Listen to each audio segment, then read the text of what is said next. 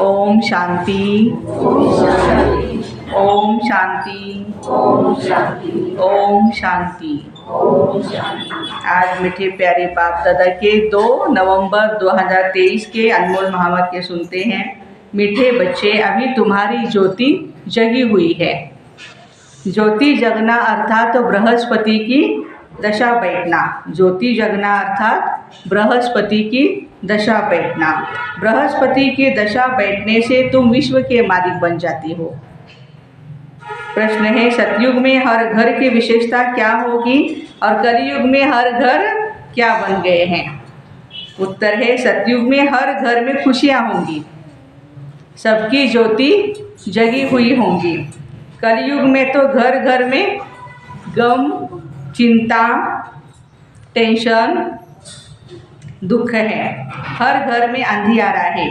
आत्मा की ज्योति उजाई हुई है। बाबा आए हैं अपनी ज्योति से सबकी ज्योति जगाने के लिए, जिससे फिर घर घर में दिवाली होगी। अभी दिवाली आ रही है ना, हाँ, तो बाबा कहते हैं घर घर में दिवाली कैसे होगी? तो सबकी ज्योत भी जगनी है और उनकी भी जगानी है हमें। गीत है, माताओं माता तू है सबकी भाग्य विधाता। ओम शांति। बच्चों ने माँ की महिमा सुनी, मातेश्वरी मम्मा की महिमा हमारी।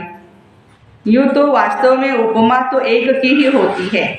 माँ को भी जगत अम्बा बनाने वाला या जन्म देने वाला कौन? शिव बाबा। ऐसे माँ को भी जन्म किसने दिया? कहेंगे पतित पावन परम पिता परमात्मा शिव ने दिया है। फिर भी महिमा हो जाती है एक ज्ञान सागर पतित पावन परमात्मा की। वह बैठ बच्चों को अपना और अपनी रचना के आदि मध्य अंत का और पतित को पावन बनाने का राह समझाते हैं। बाबा रचना के आदि मध्य अंत का और पावन बनाने का राह समझाते। ये तो बच्चे समझ गए हैं। ये समय पतित राज्य है। किसका राज्य है? पतित माना रावण का राज्य है, जिसको रावण राज्य कहते हैं। अभी दशहरा आता है ना, हो गया ना दशहरा। हाँ, यह तो समझाया गया है, यह सब अंधश्रद्धा के उत्सव है।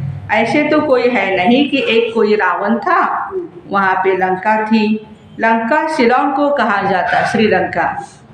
दिखाते हैं वहाँ सागर पर बंदरों ने पुल बनाई। कौन कौन बंदर थे उस समय? हम ही बंदर थे। अच्छा, हाँ, बाबा कहते हैं सेवाधारी हम सभी भाई बहनों का वो यादगार है और बंदर एक विकारी का यादगार है। तो विकारी ही क्या बनते हैं? फिर निर्विकारी बन जाते हैं।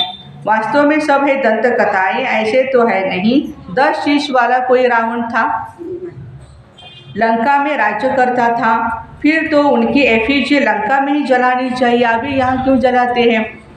रावण को जलाने का भारत में ही रिवाज है और कोई जगह नहीं जलाते हैं। अखबार में भी यहाँ के लिए ही पड़ता है। सबसे जास्ती उत्सव मैसूर का महाराजा मनाते हैं। देखो, बहुत शाही वो उत्सव होता है। और अभी भी हमने कि दसरा जो है, शाही दसरा के नाम से सभी स्कूल कॉलेजों में बहुत सुंदर सुंदर साड़ियाँ पहन करके सभी कन्याएं स्टूडेंट्स आई हुई थी। और स्टूडेंट जो मेल थे, बच्चे थे, वो भी अच्छे अच्छे अपने पहरवाइश करके आए थे। हाँ, तो हमारे भारतीय संस्कृति का वो एक यादगार शाही दशहरा मना रहे हैं।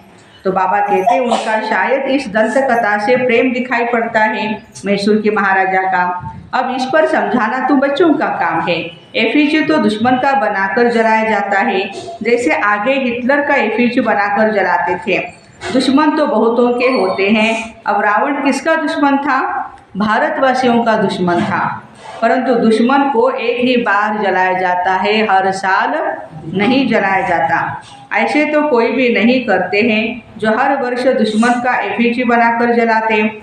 दुश्मन का एफिजी तो बनाते हैं, परंतु वर्ष वर्ष तो नहीं जलाते। यह रावण फिर कौन है जिसका भारत में बहुत समय से 10 शीश वाला एफिजी बना करके जलाते रहते हैं और हर साल बड़ा बड़ा बना करके जलाते हैं? ऐसे कभी हुआ कि भाई इस दशहरे में हमें रावण नहीं बनाना है, उसको नहीं जलाना है, हमने लास्ट टाइम जलाया है, अब यह नहीं जलाना है? नहीं, लास्ट टाइम 20 फीट का होगा तो अभी 40 फुट का बनाएंगे, फिर 60 फुट का बनाएंगे, लेकिन बनाएंगे जो, जलाएंगे जो। ये दुश्मन कब से हुआ जो मरता ही नहीं, आखिर ख़त्म होगा या सदैव रहेगा ही? तुम बच्चे जानते हो भारत ही पवित्र था, फिर भारत को ही रावण ने अपवित्र बना दिया। अभी रावण राज्य है ना, अगर लंका का राजा था तो रानी भी होगी ना। रावण की रानी कौन थी? मंदोदरी थी, तो उसको भी 10 सिर दिखाने चाहिए। 10 शीश उसको नहीं दिखाए, किसको दिखाए? सिर्फ रावण को दिखाए। तुम तो ये बातें मानेंगे भी नहीं। हमें पता चला है 5 विकार स्त्री के और 5 विकार पुरुष के मिल के 10 मुँह वाला वो रावण होता है, और हर घर घर में वो बैठा है। तो रावण अभी तक जीता है, वह क्या कुछ भी नहीं समझते। जीता है फिर उनकी एफिजी बनाकर जलाते रहते। एक बार जलाया फिर क्या हुआ, हर वर्ष जलाते रहते हैं। तो तुम बच्चों को समझाना चाहिए। कमेटी के बड़े जो बनते हैं, जैसे मैसूर का महाराजा है, वह बहुत मनाते हैं, फॉरेनर्स को भी देखने के लिए बुलाते हैं। बहुत सुंदर वो शादमाना मनाते, बहुत बढ़िया प्रोग्राम करते, खर्चा भी बहुत करते हैं उसमें। तो नाटक बना देते, रावण का भी नाटक बनाते हैं। तो इस रावण की ही बात पर बाबा कहते हैं सारी चर्चाएं होती रहती है, समझानी होती है। तो बड़ी ज़बरदस्त ये बात है, रावण कौन है और राम कौन है। अभी तुम रावण राज्य में बैठे हो, पतित दुनिया को ही रावण राज्य कहा जाता है। अभी राम राज्य और रावण राज्य का राज तुमको समझाया गया है। रावण 5 विकारों को कहा जाता है और कोई नहीं है। तुम समझ गए हो, रावण का राज्य भी भारत में है। भारत में ही दशहरा, दीपमाला आदि मनाते हैं। तो समझाना पड़ेगा, अगर रावण जीता है तो रावण राज्य ठहरा। रावण है पतित बनाने वाला और राम है पावन बनाने वाला। तो हम कौन है? राम संप्रदाय है या रावण? राम संप्रदाय सब बैठे हैं ना। तुम जानते हो 5 विकार जो कि इस समय सर्वव्यापी है, उनको ही रावण कहा जाता है। रावण के चित्र तो आगे दशहरे में निकले थे, इसमें तिथि तारीख डालनी पड़ी। इस समय पतित का विनाश और पावन की स्थापना होती है।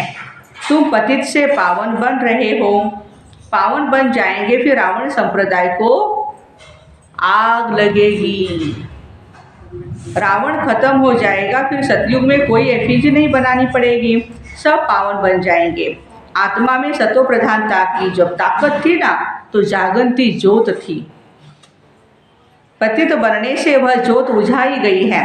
आत्मा ही पतित बनी है, उड़ने की ताकत नहीं।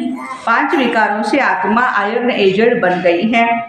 यह जरूर समझाना है, आत्मा को जागृत करने वाला एक बाप है, पतितों को पावन बनाने वाला एक बाप ही है। महादेव शिव है, राम उनको कहते हैं ना। एक तो राजा राम है त्रेता युग वाले, और एक शिव राम है, और यानी आत्मा राम, और परशुराम, बौद्ध राम है। तो बाबा कहते हैं परमात्मा ज्योति स्वरूप है। तुम्हारी आत्मा की ज्योति बुझ गई है, बाकी जाकर जरा सी रही है, देखो टिम टिम टिम टिम टिम आत्मा का दीवा कर रहा है। मनुष्य मरते तो रात दिन उनका दीवा जलाते हैं, उसी जगह पे जहाँ पे बॉडी रखी होती है वहीं पे दीवा जलाते हैं। आत्माओं का भी ऐसे है, ऐसे नहीं जब जिंदा था तो बोलता था ज्ञान सुनने के लिए टाइम नहीं, ज्ञान अमृत ज्ञान घृत आत्मा में डालने के लिए टाइम नहीं, और मरने के बाद अभी आत्मा तो ज्योति है, लाइट है, उसको क्या जगाने की जरूरत है, वो तो है ही लाइट। फिर भी कहते हैं उसको मार्ग दिखाने के लिए दिवा जलाते। अभी दिवे की लाइट कितनी होगी? तो दिवे की बहुत संभाल करते, घृत खत्म हो जाता है फिर डालते हैं, फिर खत्म होता है फिर डालते हैं। आत्माओं का भी ऐसे है। बाबा आकर सबके ज्ञान से ज्योति जगाते। ज्योति जगी हुई कितना समय चलती, वह तो रात को जलाते हैं, फिर घूर डालते रहते हैं। अभी तुम्हारी ज्योति जग रही है। जगते जगते फिर पूरी जग जाएगी। ज्योति बुझने में 5000 वर्ष लगता है।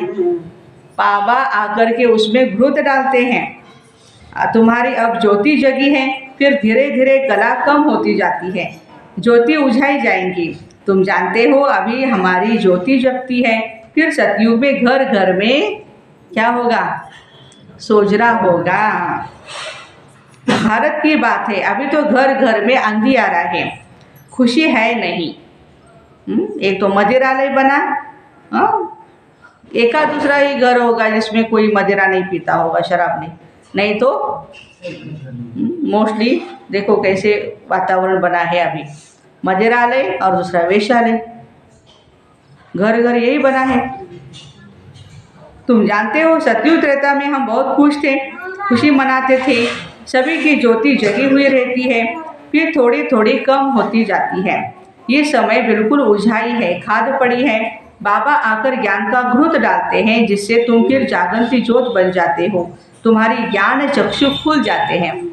2 आंखें तो है ही हमारी, लेकिन ज्ञान का तीसरा नेत्र हमारा खुल जाता है। तुम जानते हो अभी हमारी सारी काया खलास हो गई, राहु का ग्रहण लग गया। तुमको काला होने में कितना समय लगता है? शुरू से लेकर थोड़ा थोड़ा होते माया का प्रवेश होने से बहुत काले बन जाते हो। अभी तुम्हारे ऊपर राहु की दशा है, सबसे कड़ी है राहु की दशा। अभी फिर बृहस्पति की दशा बैठती है, क्योंकि अभी विश्व का मालिक बनने के लिए तुम वृक्षपति गुरु द्वारा पुरुषार्थ कर रहे हो। वह है अविनाशी गुरु। किसका? हम अविनाशी आत्माओं का। वह मनुष्य लोग आत्माओं का गुरु नहीं बनते हैं, वह मनुष्य का गुरु बनते हैं। अभी बाबा तुम्हारी आत्माओं का गुरु आकर के बने हैं, समझा? सदगुरु परमात्मा एक ही है, वृक्षपति परमपिता परमात्मा है। तुम समझते हो अब हमारे ऊपर बृहस्पति की दशा बैठी है। स्वर्ग के मालिक तो बनेंगे, अविनाशी सुख रहता है, परंतु उसके लिए पुरुषार्थ करना है। अब हम सुखधाम के महाराजा महारानी बनेंगे। पुरुषार्थ तो हर एक का अपना अपना चलता है। यह है रुद्र शिव की पाठशाला, वो है ज्ञान सागर। तुम उनकी पाठशाला में पढ़ रहे हो। भगवान आज मैं तुमको राजयोग सिखलाता हूँ। अविनाशी आत्माओं का अविनाशी बाप मैं हूँ। एक है जिस्मानी बाप, शरीर का अलग है हर एक का अपना अपना, और दूसरा है रूहानी बाप। कौन? शिव बाबा। दोनों कॉन्ट्रास्ट बताना है। रूहानी बाबा कब मिलते हैं?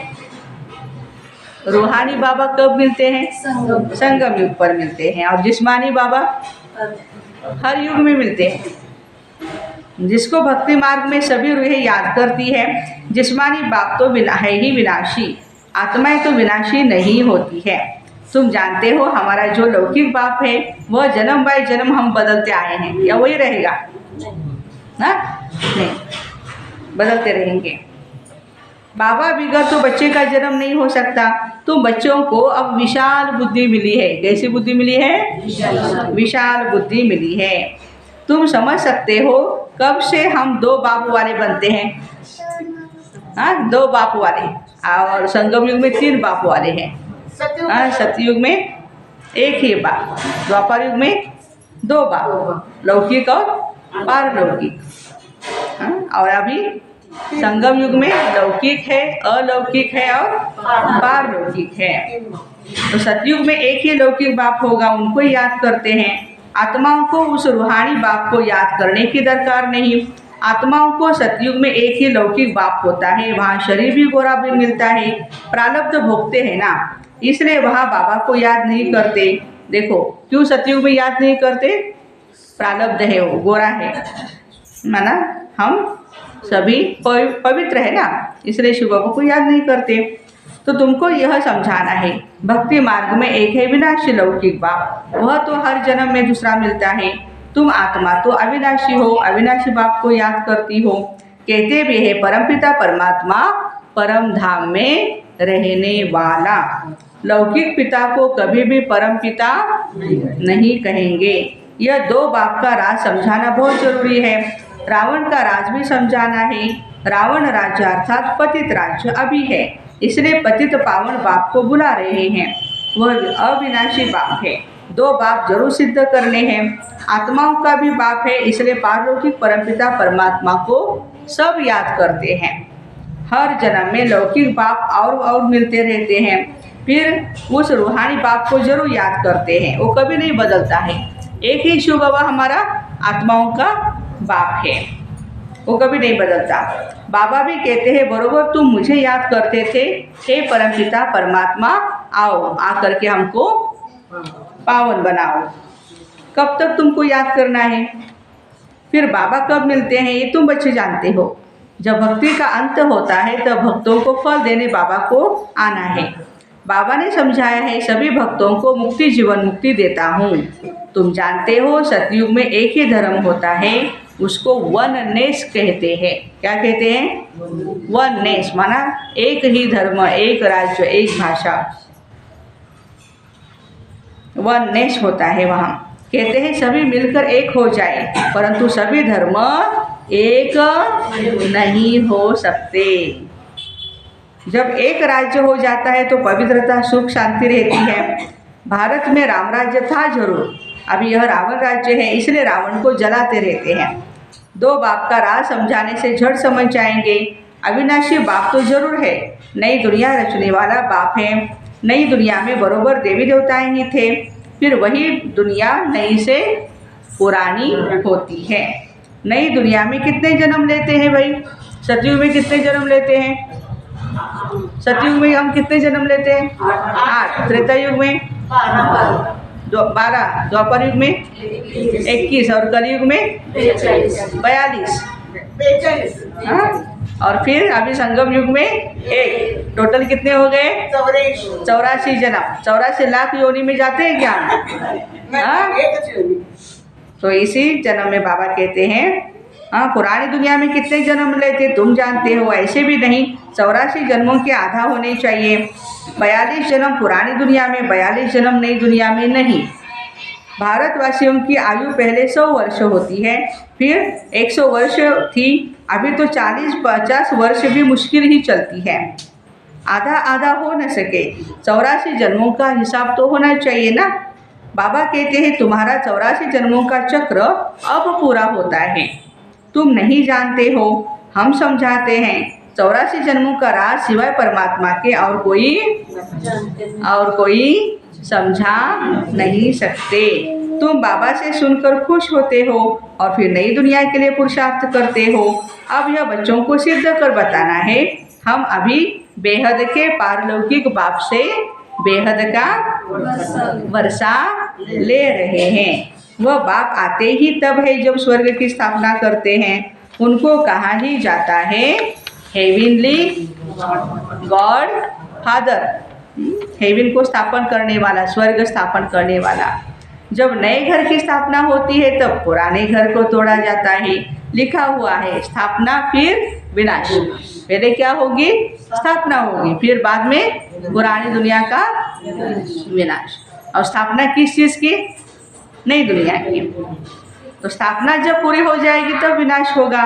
स्थापना करने वाला परमात्मा इस ब्रह्मा द्वारा, यह भी बाबा ने समझाया है। सूक्ष्म वतनवासी को तो प्रजापिता नहीं कहेंगे, वहाँ प्रजा होती ही नहीं। ऊपर सूक्ष्म वतन में प्रजा नहीं है, तो जरूर प्रजापिता ब्रह्मा यहाँ ही होगा ना।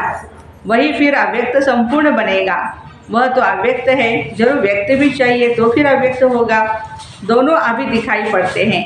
प्रजापिता ब्रह्मा यहाँ भी है और सूक्ष्म वतन में भी है। प्रजापिता तो यहाँ चाहिए, जरूर प्रजापिता ब्रह्मा के बच्चे भी यहाँ ही हैं। प्रदर्शनी में दो बाप का राह समझाना है। कायदा तो है, एक एक को अलग अलग समझाया जाता है। अब वहाँ किसको कैसे समझाएंगे? समझाने के लिए बाबा कहते एकांत होना चाहिए। वहाँ तो बहुत हंगामा होता है, तो प्रदर्शनी में बहुत सारे लोग आते रहते देखने के लिए, तो हंगामा होता है वहाँ पर। यहाँ तो तुमको 1-1.5 घंटा लग जाता है समझाने में। कोर्स 7 दिन का पूरा करे तब पता चलता है कि ब्रह्मा कुमारी में क्या ज्ञान सुनाया जाता है। यदि सुनना ही नहीं है तो क्या समझ सकेंगे फिर? समझ तो लो क्या सुनाई जाता है।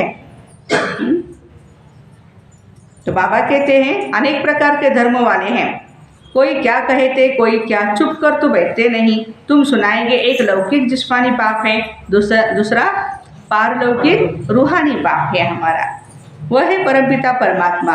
अब ब्रह्मा द्वारा स्थापना कर रहे हैं स्वर्ग की, नरक का विनाश भी सामने खड़ा है। सामने है या पीछे है? सामने खड़ा है।